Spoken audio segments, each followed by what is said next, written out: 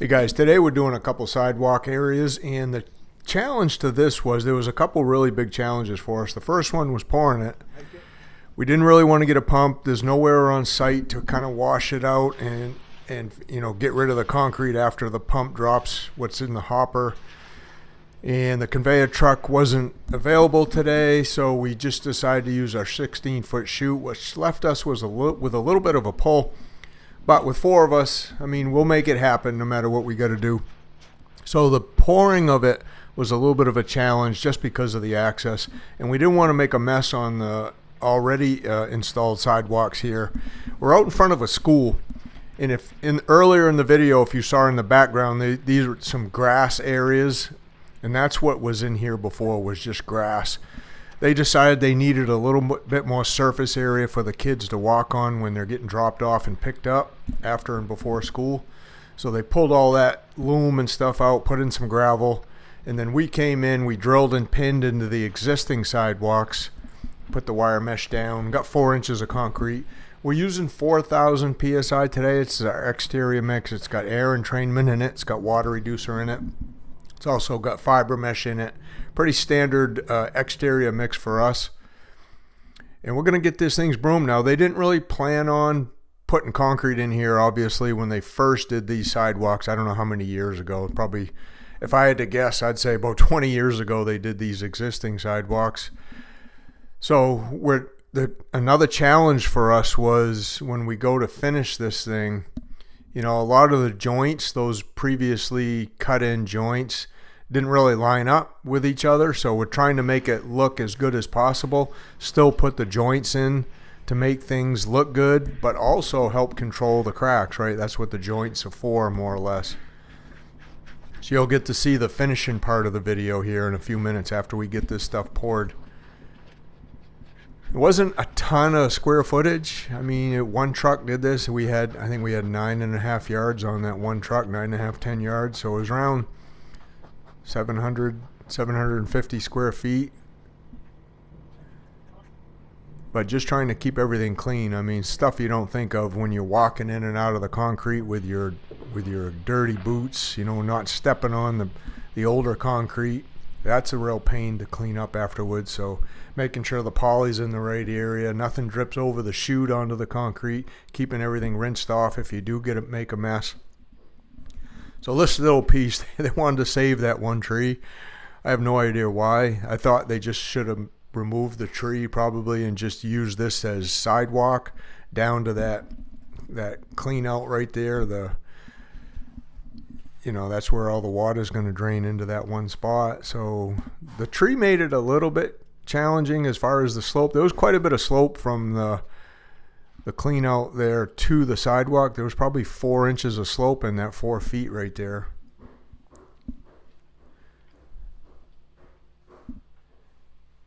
Really getting the wire yanked up good. Everybody's pretty much focused on keeping the wire up the best we can in here. The compaction, the gravel work, it was all really good. Whoever did that did a good job. We just got hired. We got hired by the head of the maintenance for the school department here. We did some previous work for him at his home.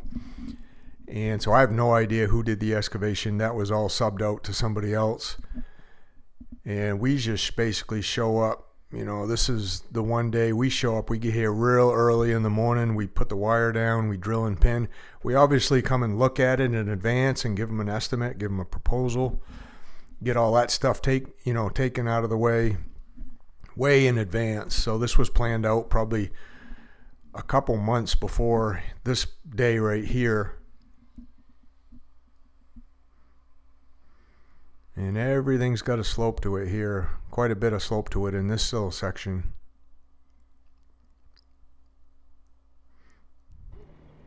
So that all worked out pretty good there. That all ended up looking pretty good.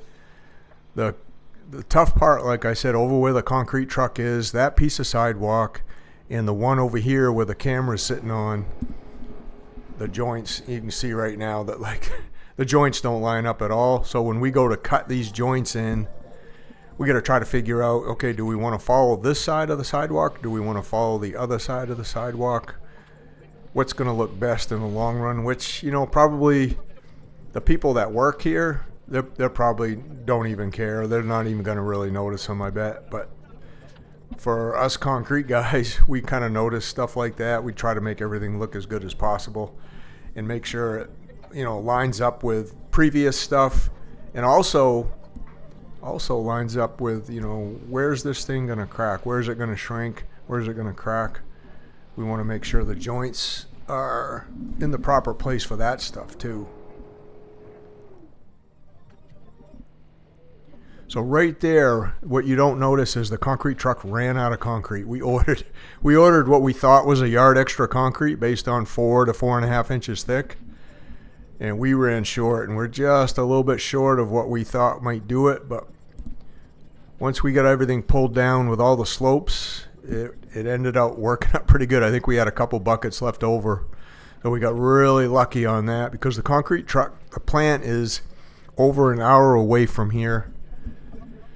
This was the only, we use these guys a lot actually. They're actually really local to our shop. This is down on the coast of Maine. It's in a town called Camden, Maine, if you want to Google that.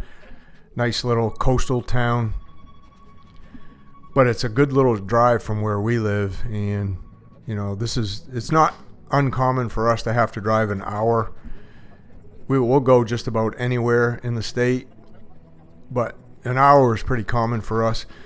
But there are more local concrete companies. We just couldn't get them lined up for this day right here, which, this is one of the reasons why we like to use more local companies just in case something is off. Even though we don't usually run short on concrete, we usually figure quite a bit extra, especially if it's finished work like this out in the sun. But today, there's no way we could wait for a balance on this and make it look right. So you can see it's going to work out pretty darn good based on the slopes we ended up having.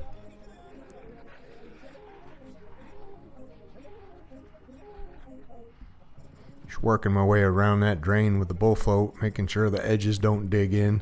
I want to keep the slope. Obviously, I don't want to run the bull float crosswise to the slope, so we're just kind of following things around in a circular motion, kind of the same way water would drain. And we're over there on the other piece already. I'm cutting in joints, as you can see me over there on the right, making sure those joints were a little bit easier to line up. And this stuff is setting up quick. As you can see, the truck just pulled away. It probably took us 30 to 40 minutes to get everything poured. But because of the type of day it is, the sun, a little bit of wind here today, the drive the concrete truck had just to get here, concrete was setting up pretty fast on us. So I decided to follow these joints here on this side closest to the camera versus the other joints on the other side. And then you'll see at the end, what everything kind of looks like. You can make your own judgment on what you think looks best and what you think might work best.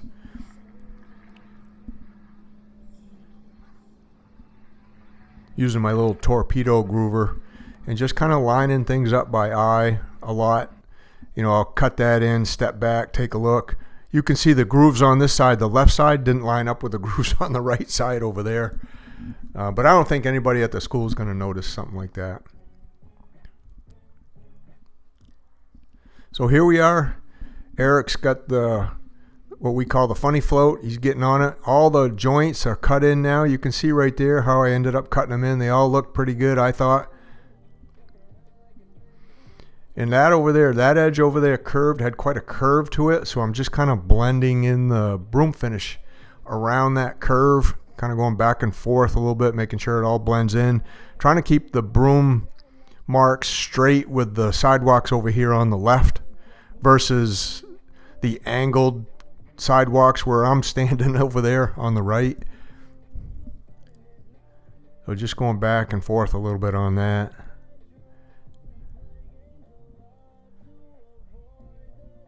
It's always a little bit of a challenge finishing stuff when you got all kinds of finished stuff around you. No one really planned on doing this.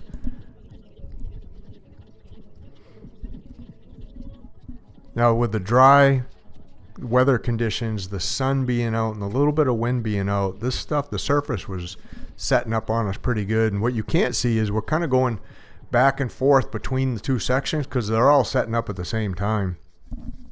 So we're trying to get You know, a couple guys mag floating on one section, Luke's over here mag floating on this section, and I'm kind of running back and forth with the broom, trying to get all the sections broom that they're magging out so that we don't have to go over it a number of times before the broom gets on it. And Luke's kind of touching up all these groove marks with a hand groover now, making sure everything looks nice and smooth and clean and neat in the joint itself before I broom it.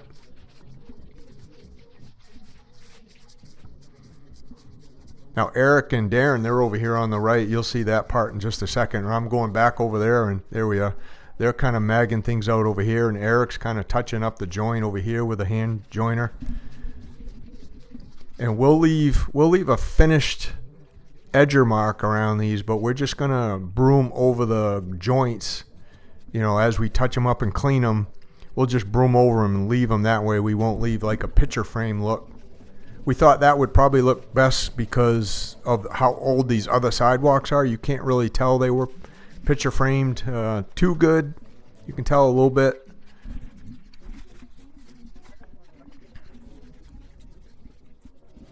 When we get right down to the end here on this piece on the right, concrete was setting up really, really good. It was hard. I'm going to jump in there and mag float a little bit of it too, just to try to get this thing magged out so we can get it broomed. Luke's doing a really good job over there on the left, kind of on his own, magging that piece out, trying to keep up with it as it's curing out.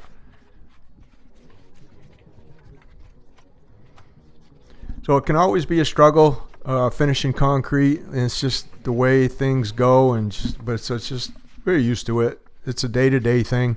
If you want to learn how to do this stuff, you know, I got this training in the Concrete Underground. The link for that is down in the description below. And there's videos, training videos in there very similar to this one right here, where we're doing, you know, edging, joining, brooming, mag floating.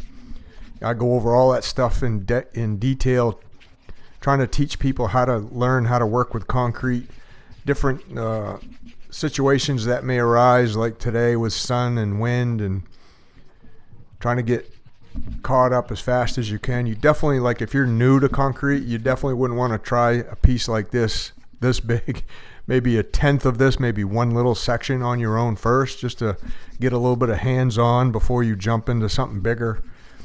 But as far as for video training online, it's probably the best place online to get it is in the Concrete Underground. You can travel to other places for these 1 or 2 day seminars on the weekend and, you know, try to learn a little bit hands-on, but honestly, nothing's as good as on-the-job training like this when you're out on the job site and you're having to deal with all kinds of different types of conditions. That's what's good about having me narrate stuff like that in a training video, because I'm teaching you the things that can go wrong, the things you're going to have to deal with on a daily basis, what to look out for, stuff you just don't get in a classroom where the environment is kind of controlled. You just don't, it's really not like that in most cases. Now Darren's way over there on the right in the yellow shirt. He's going around this with an edger, giving it the nice clean edger look as I'm finishing up the brooming.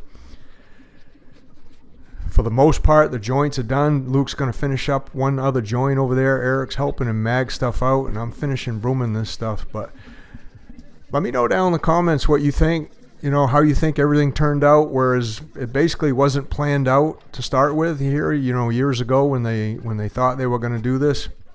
Now they probably got a lot more kids going to this school. They just need the extra room for the kids to stand on the walk to be safe. I think everything turned out really good. Let me know what you think in the comments. Thanks for watching, guys, and we'll see you on the next one.